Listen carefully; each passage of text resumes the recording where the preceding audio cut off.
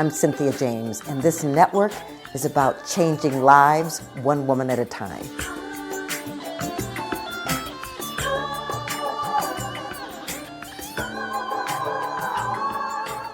Hello and welcome to Women Awakening. I'm your host, Cynthia James, and I get the extraordinary honor of bringing women to you, women who are change makers, women who have taken control of their lives, women who have decided to step into their greatness and be models for us all, because they're not exceptions. They are just showing us possibility. And so I'm grateful that I get to do this for you every week. We are on Spotify, iTunes, iHeart, Spreaker, Amazon, YouTube video. So just subscribe and come back every week and meet somebody incredible. I'm really honored today because I'm meeting someone new. Her name is Molly Sider. She is the creator and host of I Am This Age. It's a podcast proving you're never too old to make a big change. We will be talking about that.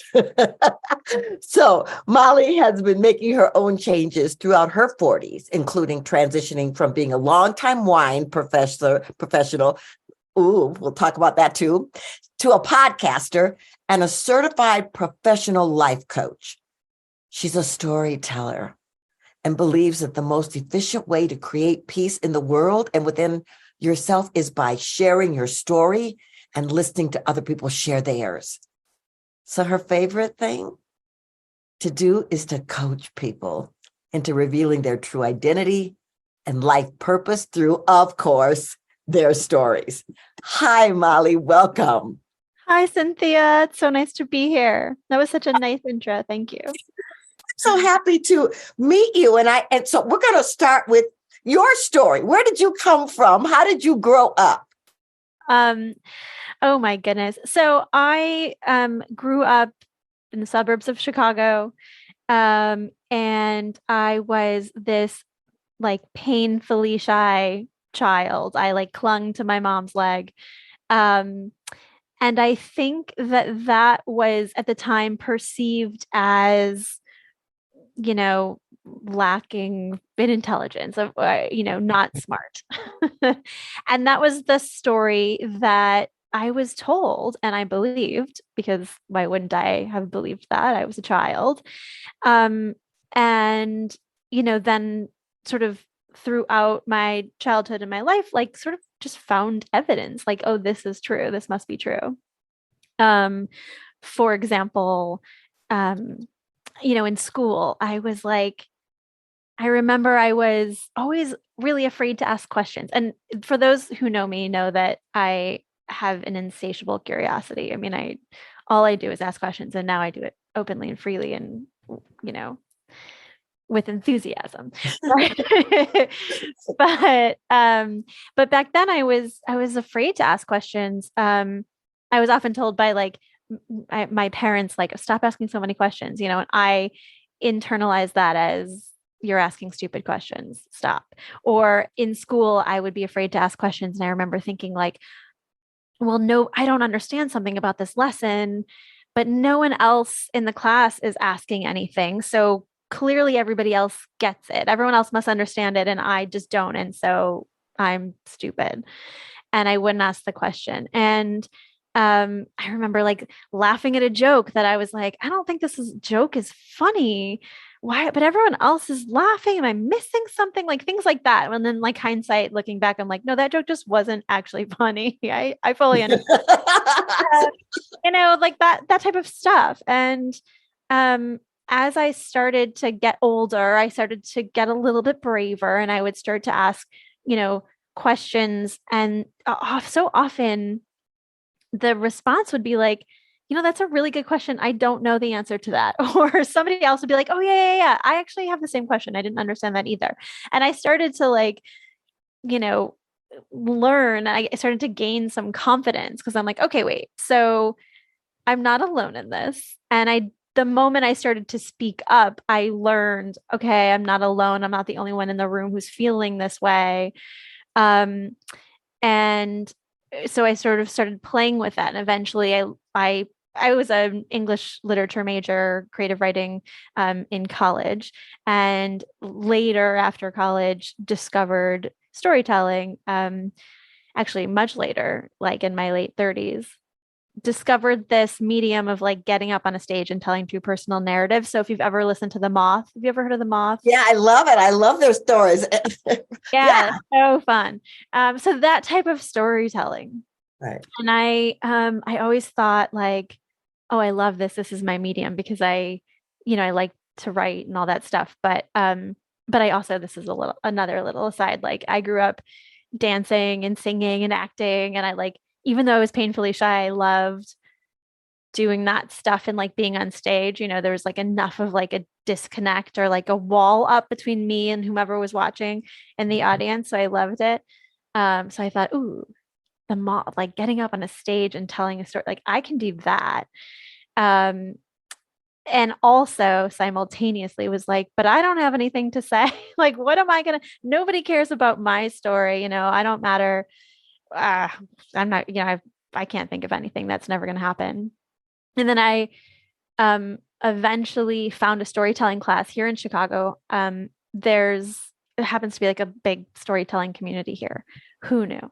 But I found a class and I took it and I started telling stories on stages, and it changed my life. Right.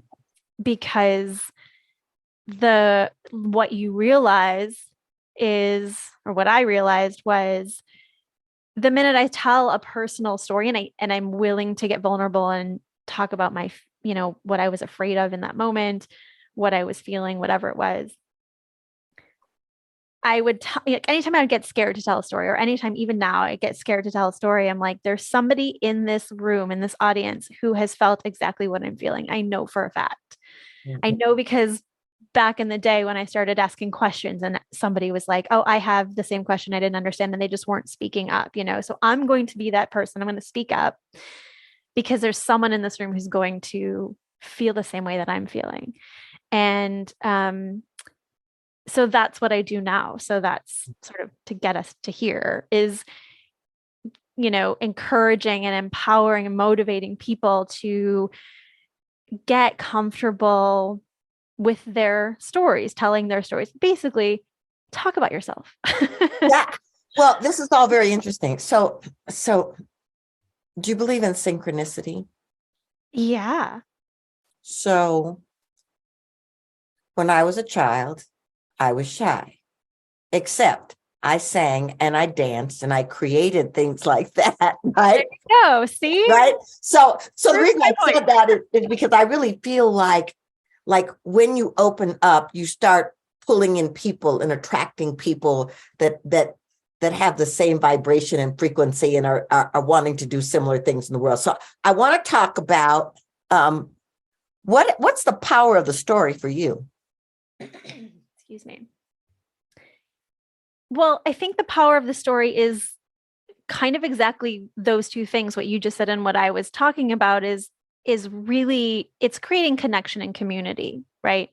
The minute you tell a story, like what I just told you this story, and you were immediately like, oh my God, we're the same. Like synchronicity. Look at us. I had the same experience growing up. Now we're connected. Right. We created this community of the two of us feeling the same feelings. We understand each other. We don't have the same story, of course. The details of our story are different, but the emotions that we were feeling, the fears that we were feeling are probably pretty similar. Yeah. And that is so powerful because I have this like motto I always say, like, if you go to my website, the first thing you'll see is, we can't do life alone. We're not supposed to do life alone. And what a relief we don't have to, we can't get anywhere alone. Right. And so the power of the story is exactly that, creating that connection, that community, so that you're like, okay, now that I've told this story, somebody else has reacted and was like, oh, I have been there. I felt that, or I felt something very similar to what you felt. All of a sudden, we don't feel so alone. We can talk more openly about it. Um, we can air out all of those like fears, insecurities, whatever the story is that we're telling ourselves, because of course, we mostly tell ourselves stories, right? Right. Um, so we can air all that out and let it go. And when we do that, we're letting go of all of that energy that we're using up to, cover up, hide, pretend, whatever it is. And now we get to take all that unused energy and place it towards whatever it is that we really want to be doing in the world. It's like Yes. energy and resilience. It's like currency. It's Yes. precious. Yeah. Use it wisely. Yeah, totally, 100%. So, all right. So I get the storytelling class and I getting up, I'm always fascinated by the moth hour and how the people get up and tell such fabulous stories. So I want to know though, okay, how do you get from storytelling class and knowing that you're comfortable on a stage and you want to share and build community to being a life coach? What's the bridge? Right. Okay. Good. I thought you were going to ask me something completely different. Um, good question. So the bridge for me was, um, there was sort of like an overlapping bridges.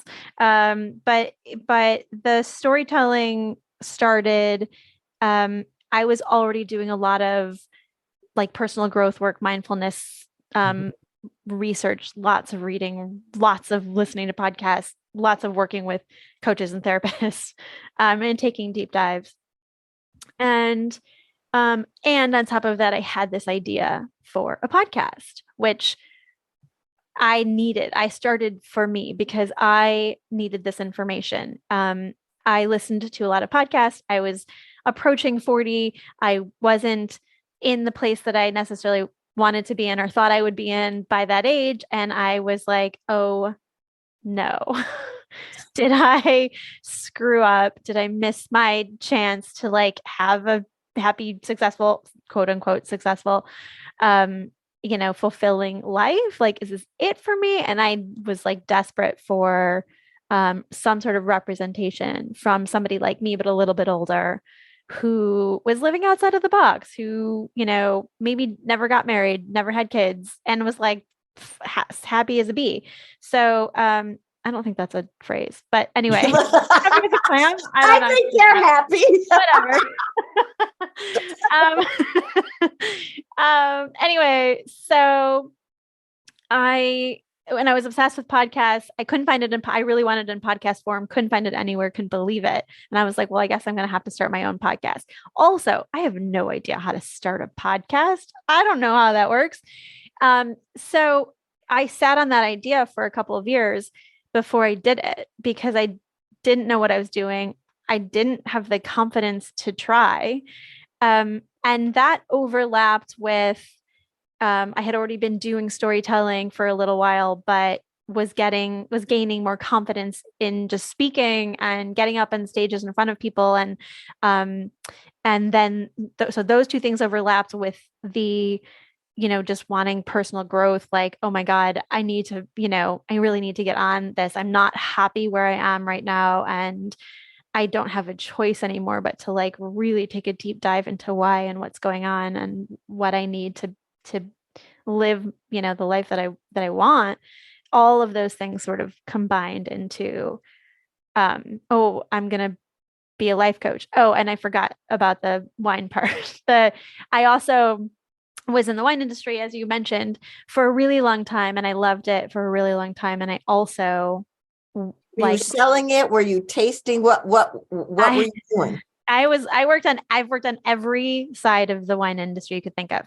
I have worked in restaurants. I started in restaurants. I was a wine buyer at a very like high-end collector's retail shop when I lived in New York for a long time.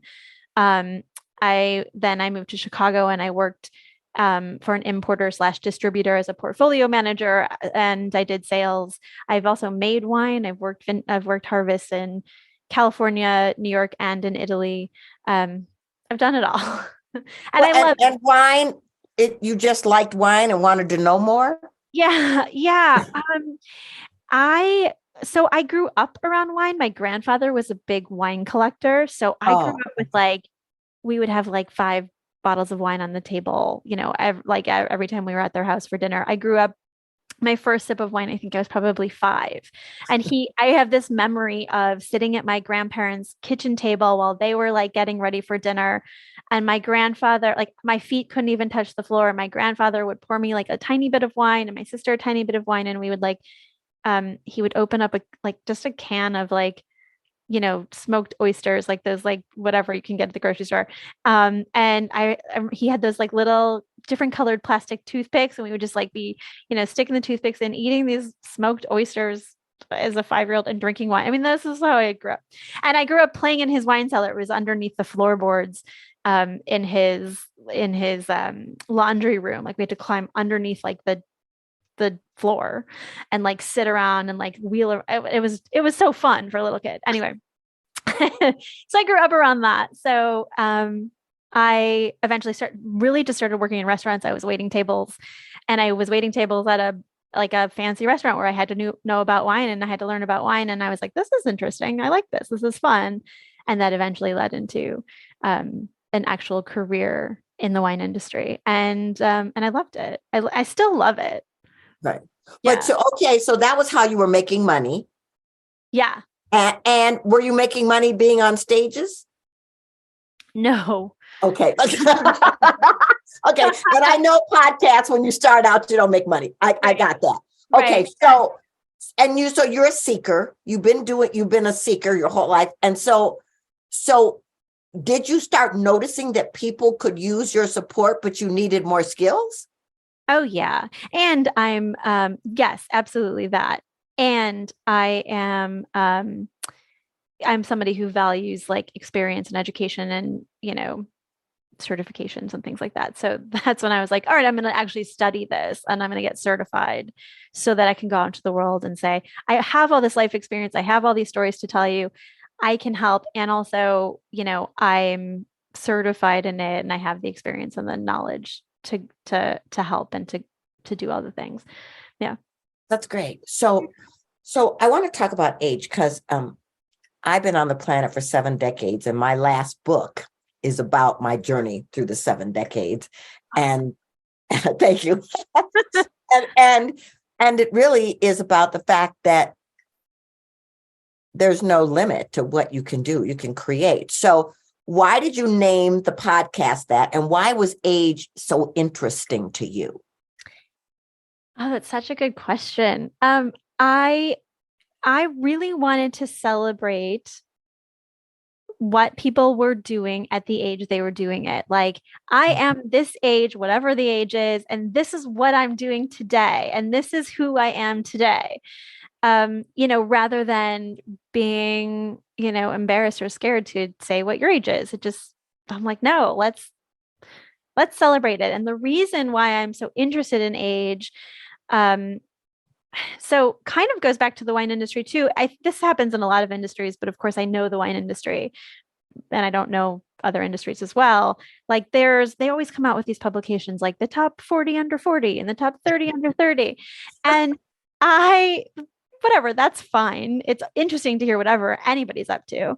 But I was always like, I don't really care. Like, I want to know what everyone is up to who came before me. Those are the people I'm going to learn from. There's such a, wealth of experience and knowledge and wisdom. And we're not talking to those people. We're just talking to the people who are younger, who, people in your 20s, like, great, amazing. It's inspiring to see what people are doing at any age again. But, you and I both know that whatever you're doing in your 20s is going to change by the time you're in your, late 30s, 40s, 50s, 60s, 70s. Like, it's going to change. Yeah.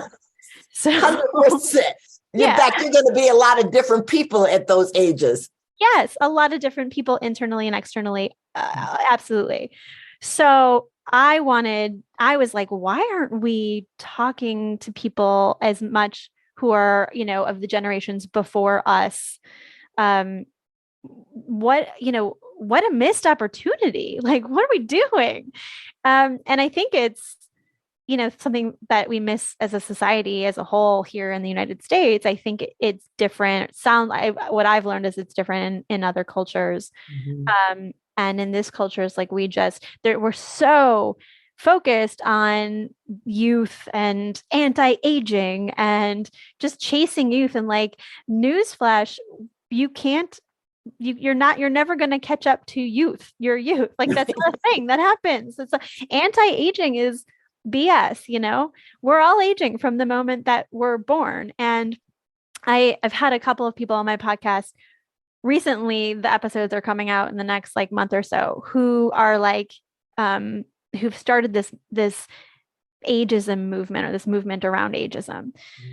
This woman who wrote a book, Ashton Applewhite, she wrote a book called This Chair Rocks, and it's great. And she says in the book, like, we discriminate. It's like the last ageism that exists, and we discriminate against the very thing that we're all trying to achieve, which is growing older. Well, Anyway, and gaining wisdom. Yeah, and because you gain wisdom with age, hopefully. Some people do. Yeah, I do think it's a choice, but I think that we are aging, and I mean, I feel like your aging is a beauty. It's a gift. And so you can, like, for me, the way I express part of my creativity is through clothes, and I like makeup, and I change hair, and I have wigs, and I do stuff like that because it makes me happy. But I'm just as comfortable with no makeup on and my jeans and a t-shirt running around with my dogs, and knowing that I can't do in my 70s what I did in my 20s physically as much as I would love to, but I can take care of my body. So that's awesome. And so how did you find guests when you first started? Oh my God. When I first started, it was all people I knew. My very first guest, it's still one of my very favorite stories. The actual episode, if I could go back and like redo it, I would edit it a lot. I didn't edit it at all. And now I edit my podcast like heavily. But I didn't know how to edit. I didn't know what I was doing. It's a very long episode, but it's this woman. I grew up with her daughter, and she is I don't know if she currently is, but I wouldn't be surprised if she still is. She's in her 70s, in her mid 70s. And she, when I interviewed her, was the current world champion in her age bracket, current Ironman world champion in her age bracket. So she was like I think she was like 71 or something. I can't remember. When I interviewed her, 71, 72, something like that. Now she's like 77-ish. But she's still like, we keep in touch. She's wonderful. And she's still running races and marathons and winning everything. It's incredible. She didn't start running until she was in her late 40s. She started running marathons, I think, in her 50s, maybe at 50, something around there. She didn't start her first triathlon was in her 60s, and she did not know how to swim yet. So her first triathlon was like one of those little like try for funs, like the short ones. And the swim part was in a swimming pool. And she said what she would do was like, she'd do like the breaststroke and like stand up and take a breath, and then like a breaststroke and stand up. Because she didn't know how to swim. Now she's the Ironman world champion, the Hawaii Ironman world champion, like the big one. She's swimming, I think it's 2 miles in the ocean. And winning, it's a I can't remember how long the bike is for an Ironman. It's like 50 something miles bike, through like the hills of the Big Island in Hawaii, a 2-mile swim in the ocean, and then it's a marathon. You're running a marathon after that. Anyway, she's incredible. So that was my very first episode. But yeah, I just knew people, I just would reach out. And in the beginning, I was just like, I'll just put an episode out whenever I have one, because that was the only way I was going to start, because I was like putting it off and putting it off and putting it off. And I didn't have the confidence. And I was like, it's never going to sound like the podcasts I listen to. They're all so incredible and highly produced. And at that time, I was mostly listening to like highly produced podcasts, like NPR podcasts and things like that. And I had to let a lot of that go. I have several coaches, and one of them was like, what would it feel like to just put an episode out tomorrow? And I'm like, boy, that would be such a relief. And I did. I put it out the next day, and I was, it's so much like perfectionism and all that, trying to let go and just, I had to give myself permission to just, because I felt like, oh, it has to be on a schedule. I have to put one out every single week. I don't know how to do that. I don't have enough guests. What am I going to do? And so I was like, at the time, it was just a passion project. So I was like, I could just put one out whenever I want to. I'm doing this for me, and hopefully someone else, will benefit. If this helps one other person, then that is a success in my mind. And now, of course, it's a much more regular thing, and now it's a lot easier to get guests. What I love about what you're saying is it's not about the numbers, it's about the people that you touch. That's right. That's exactly right. So how do people find you? So you can find me. The easiest place is my website, mollycider.com. And that's like apple cider, but with an S instead of a S as in Sam. And everything's on there. You can find a link to my podcast there. You can, if you're someone who, I'm actually taking a couple of clients right now. So if you're somebody out there who's like, I know I want to do something different. I don't know what that is, but I know I don't want to be where I am anymore, where I am right now anymore. Those are the types of people I love working with. You can contact me through my website. Yeah, that's the easiest place. So I ask my guests the same last question.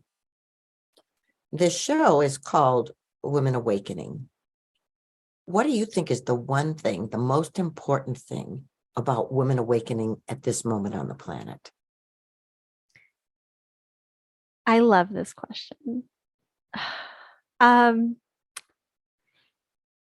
think, the thing that I talk about the most, telling your story, which again really just means like talking about yourself to someone. So I'm not saying go on a stage. You don't have to do that. But I think so many people, and especially women, think we don't have anything to say or to contribute, or our stories are not meaningful. And I'm here to tell you that that's not true. Like, you have something to say, and it's not only going to, if you talk about it, it's not only going to be incredibly helpful and impactful for yourself to get to the bottom of your own identity, but it's going to help someone else too. So share it, speak your voice, find people to talk to, listen to other people, but mostly, like, you do have a story and it matters. Yes. Oh, that is so awesome. Well, Molly, I'm happy to know you. I'm happy to know what you're doing, and that you're inviting people to step into their hearts and authenticity and bring their voices to the planet. So thank you so much for being on the show. Thank you so much, Cynthia. It's a pleasure to talk to you. And I love what you're doing here. And just like okay, to get a little woo-woo, but like your energy as you're talking to me, like even just through this Zoom, is like it's just magnificent. It's just magnificent. I love it. So keep doing what you're doing. I love it. Thank you so much. Thank you. Okay, ladies. So I'm going to say the same thing I say to you every week in a different way. You are a masterpiece in the making. You are a dynamic expression of the universe, a divine spark. Therefore, you've come on this planet to shine, to share, to move, to create, to inspire. Make no mistake about it. The guests that you're seeing here are just showing you that the possibilities, the doors of possibilities are infinite, and you can step through them. So please come back and meet another woman next week, because I always get excited about meeting them. You can go to cynthiajames.net if you want to see what I'm doing, or join my classes, or work with me one-on-one. But most importantly, know that your voice matters, that you make a difference. I'm so grateful to know you. I love you, and I will see you next week.